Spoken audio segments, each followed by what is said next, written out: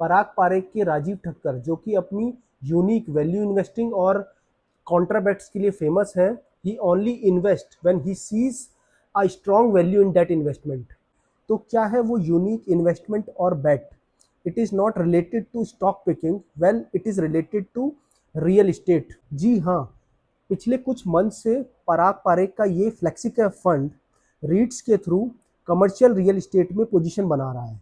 रीट्स यानी real estate investment trust, जो कि कमर्शियल प्रॉपर्टीज से अपना रेंटल इनकम अर्न करते हैं।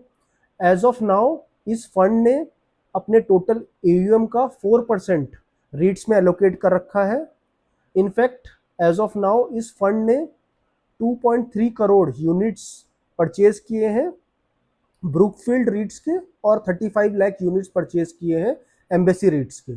अब क्वेश्चन ये आता है कि why this equity fund is investing in रीट्स। तो ये समझने से पहले रीट्स के इनकम साइकिल को समझना बहुत इंपॉर्टेंट है। एज पर रेगुलेशन रीट्स को अपनी रेंटल इनकम का 90% अपने इन्वेस्टर्स को डिस्ट्रीब्यूट करना होता है एज ए डिस्ट्रीब्यूशन यील्ड, और ये distribution yields on an average होती है 6%।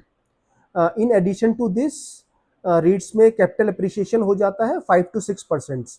सो we can say REITs can deliver double digit return which can be from 11 to 12%। Rajiv Thakkar का बिलीफ है कि इस तरीके की वॉलेटाइल मार्केट में रीट्स जो है वो एक डाइवर्सिफिकेशन का काम करते हैं, क्योंकि रीट्स में हमें एक प्रेडिक्टेबल और स्टेबल रिटर्न मिलती है और उसमें इक्विटी की तरह हाई वॉलेटिलिटी भी नहीं होती है। Thank you.